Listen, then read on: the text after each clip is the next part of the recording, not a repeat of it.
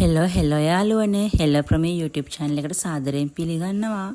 ඉතින් අපි අද හදමු උණු වඩේ වැස්ස දවසට කන්න. කඩලා පරිප්පු ග්‍රෑම් 250ක් වතුරට පෙඟෙන්න දාලා ලූණු, රම්පේ කරපිංචා, සුදු ලූණු, අමු මිරිස්, වේලුණු මිරිස් හීනියට කපාගෙන උඹලකට ටිකකුත් ඒකට එකතු කරගන්න. ඊට පස්සේ පෙඟෙන්න දාපු කඩලා ටික හොඳට හොදලා අරගෙන බෙන්ඩ ජා එකක් අරගෙන චොප් කරගන්නයි දැන් අපි යන්නේ. එකපාර කඩලා ටික සේරම දාල් වෙලා ඕගොල්ලෝ චොප් කරගන්න එපා. මොකද අපිට කඩලා ටිකක් හැපෙන්නත් ඕනෙන්නේ.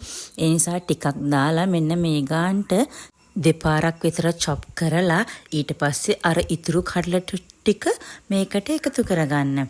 ඊට පස්සේ ඒ ටික ඔක්කොම භාජනයකට දාගෙන අපි අර හීනියට කපාගත්ත රම්පේ කරපිංචා, අමු මිරිස්, සුදු ලූණු, මිරිස් අර ටික සේරම මේකට එකතු කරගන්න. ඊට පස්සේ මේ ටික හොඳට පොඩි වෙන්න අපි අතින් පොඩි කරන්න ඕනේ. ඒ කියන්නේ එකට අනා ගන්න වගේ. ඊට පස්සේ තමයි මේකට අපි එකතු කරන්න ඕනේ ලුණුයි කෑලි මිරිසුයි ටිකක්. ඒක ඕගොල්ලොන්ගේ රසයේ පදම හැටියට වෙනස් කරගන්න පුළුවන්. ඊට පස්සේ මේ ටික ලස්සන බෝල වලට හදාගෙන අපි කන්න කිට්ටු කරලි වෙරලා බදින්න ඕනේ.